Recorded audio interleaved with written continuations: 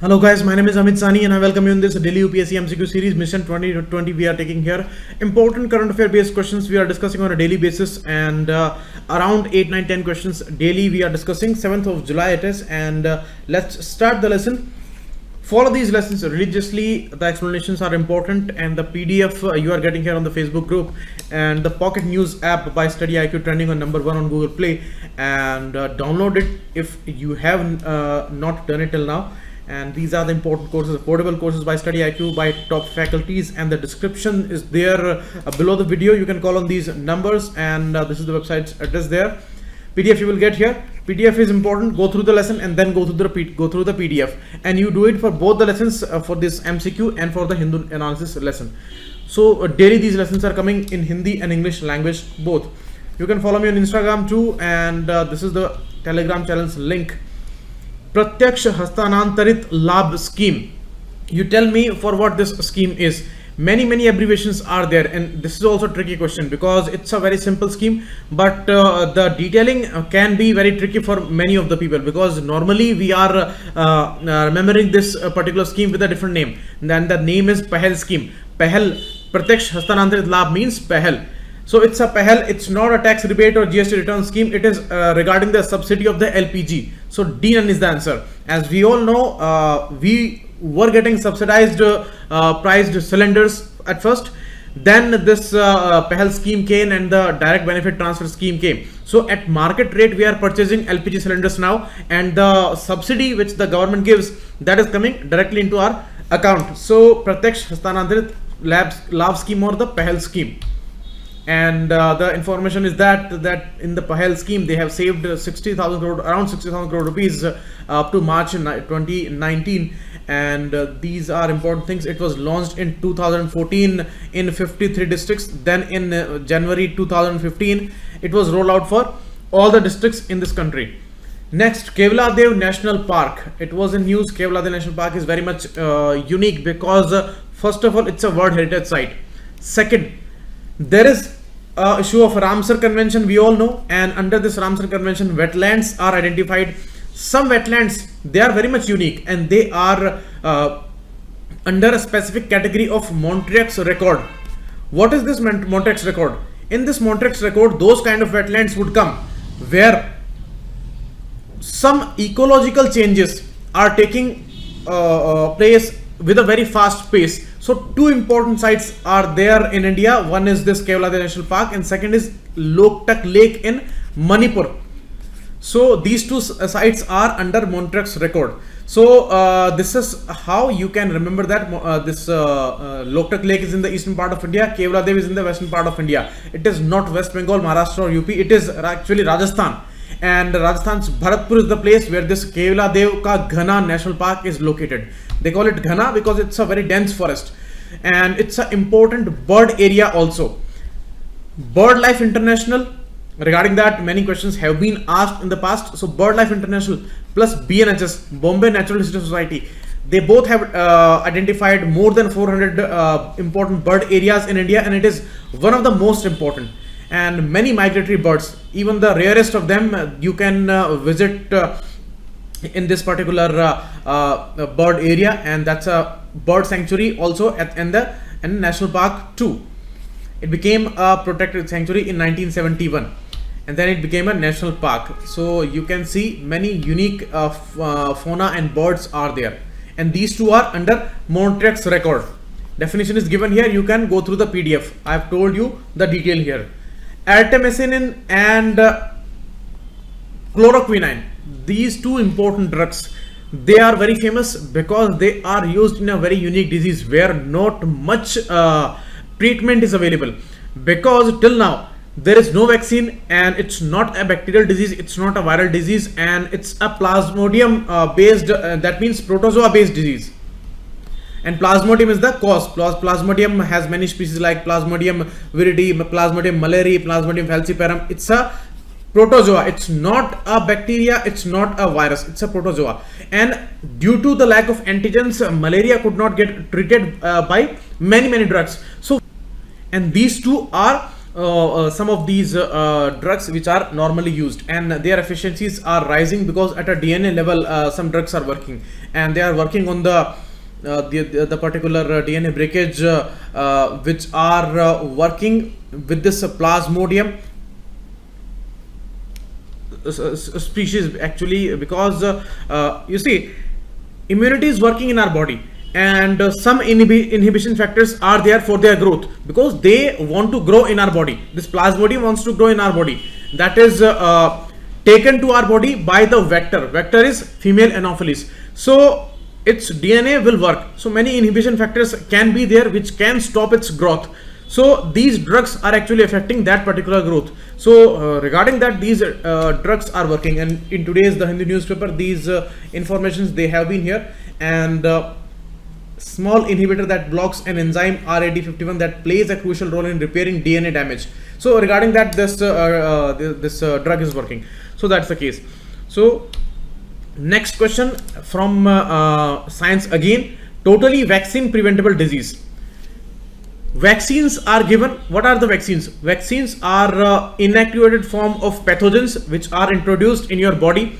Those may be bacteria, those may be viruses, and your body will develop some kind of immunity against that, and that cannot create any kind of problem in your body because it's an inactivated virus or bacteria. So that's the case, and it may be any kind of pathogen, and the body remembers the particular type of pathogen, and it has that antibody. So whenever in the future that virus or something like that would attack your body, then the memory of that immunity is there in your body, and antibodies will be automatically be there, and they will work against that pathogen. So you will not get affected by the virus or the bacteria in the future. So this is the case of vaccination.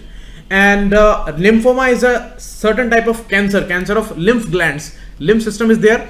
The way you have blood system in your body, the same way lymph system is there, but the heart is not there with the lymph system. So lymphoma is the cancer of lymph glands. Measles is totally a preventable disease. Regarding that, WHO issued a directive, and it said that shortages we have seen in this world, and in the last 2-3 years a lot of shortage of the measles vaccine has put many kids under danger. Next, rabies, again a preventable disease. We get the injection for the dog bite and all, so those are preventable vaccines. Malaria trials are going on, but you cannot say that it's a totally vaccine preventable disease. So this is wrong, and this is also wrong. And 2, 3 and 5 is correct. Rubella virus is there, and vaccine is also there. So 2, 3, 5 is the correct answer here. C is the answer.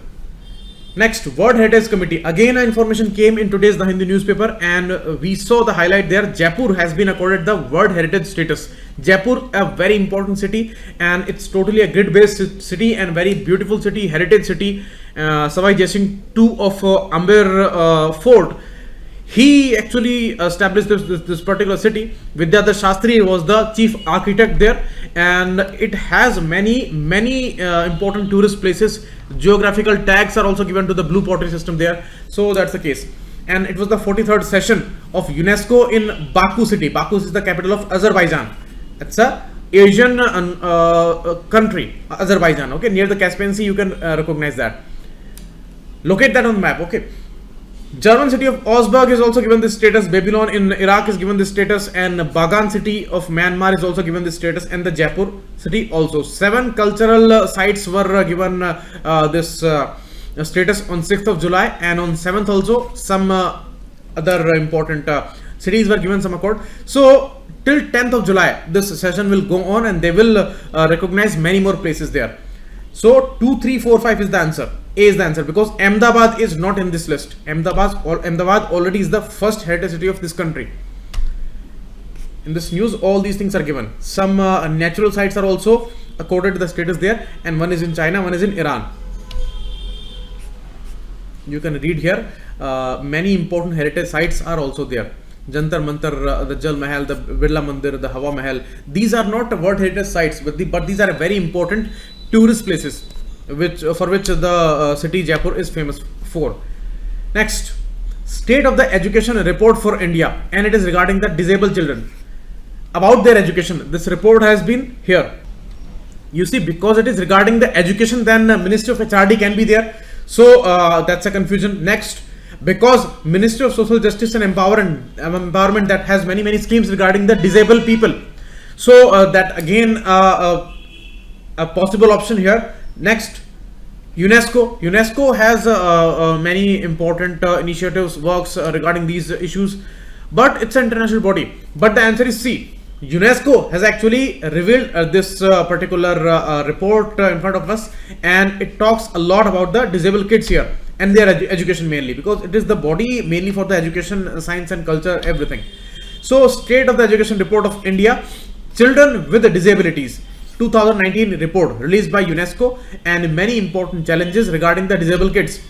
78,64,000 children with a disability in India, and total child population, whatever is there in India, 1.7% of that is the disabled kids, and 3/4 of these kids in the age group of 1 to 5, they are not able to go to any school, and the age group of 5 to 19, they do not have any access to educational institutions. So that's a huge problem, and these are the official data. So actual data may be more than that. And next, all these issues and mental illnesses, multiple disabilities, mental retardation, these are major challenges for this country. Because why? Maximum number of blind people, maximum number of deaf people, maximum number of people having neurological disorders, maximum number of disabled people, they are there in this country. So we are the topper in all these negative areas. So that's a concerned thing for a country like us, which is claiming to become a $5 trillion economy, and the situation of these poor people is like that. So that is a huge gap, and significant gap remains. It talks about that also. Okay, it is talking about the Right to Education Act, the ministry's initiatives and everything. Next, there is no act in this country for establishing gender equal payments. You see, it's a huge issue. India has no gender equality. We know about that. In northern states, the gender equality is it's a big issue. And when it comes to payments and the wages, then certainly it's a problem, and it's not a national problem. It's actually a problem all over the world. Many of the organizations, many of the important civil society groups and all, they are campaigning for the equal payments, and because many issues are natural with the females, and that's why they are ignored in this sector, and they are not given the equal payments there. So that's a clear injustice. But you cannot say that there is no act. There is Equal Remuneration Act in 1976. So this option is actually wrong. Second option, Union Cabinet has cleared the new version of Code on Wages. You see, this issue has been on talks for 3-4 years now, and they are actually subsuming some labor laws in 4 wages codes. So 4 codes are there, and they are talking about the social issues, social security issues, their payments issues, wages issues, everything. So 4 codes are there, and a new version of code which seeks to define the norms for fixing minimum wages. Minimum wages are also a major issue here. They are demanding minimum wages in the government service also. They are demanding majorly for the private sector also, that minimum wage should be decided, but it is not decided till now. So this issue is going on, and it will be applicable to organized and unorganized, both the sectors. This is correct, but government employees and the NREGA workers, they are exempted from this particular code on wages, this particular code. So this is wrong to say that they are also included here. This is wrong. Second is also wrong. D, none is the answer. You can see they have cleared, and NREGA employees and government employees, they are not included in that. All others, they will be covered here, and all these important acts like 36 Act of Wages Act, and Minimum Wages Act of 48, Payment of Bonus Act of 65, and the Equal Remuneration Act of 1976, they all will be amalgamated in this code of wages. And this is one of the 4 codes. Like as I told you, 4 codes are there which are covering 44 labor laws, and it is one of them because it is the code on wages. So that's important. And all these 4 codes will deal with wages, social security, industrial safety, welfare, and industrial relations. So these 4 codes, 4, 3, and second issue and the first issue, 4 important codes. Okay, you can read that in the PDF. Everything is given here. and central government will decide about a national floor level minimum wage also, and states whatever minimum wage they will decide for different groups, that could never be below this national floor level minimum wage. So it will be decided by the central government, and it will be revised every 5 years later. That's the case. And till now central government has no national minimum wage, but they may set a national minimum wage also, and the state's minimum wage would be higher than that. Okay, these are the needs here. Next, NBFC, a major issue, a huge crisis is going on. Liquidity crunch is going on in the non-banking financial companies, and as I told you, many regulators are working on them. Like if these are different, these are having different categories. Like the financial sector, RBI is the regulator. In the insurance companies, IRDA is the regulator there. In some other corporate houses and the stock market related companies, which are the NBFCs, they are regulated by SEBI. But the housing finance companies will be regulated by RBI. This is the recent declaration by the government in the budget. So they would come under RBI. SEBI has nothing to do with the housing companies. So that's wrong. And this is correct, because NBFCs were the largest net borrowers of the funds from the financial system. And because of this NPA crisis, when banks were not able to give credit to these companies, so they were the major sufferers there. And that's why they are struggling a lot. And NBFCs are the largest borrower from these banks and other financial system. So first is correct, second is wrong. You can see here what is being proposed and what is sought by RBI. They are talking about giving more powers to RBI in terms of regulation on the NBFCs. So RBI is a major regulator of the NBFCs. Okay, largely dependent on public funds, these NBFCs are.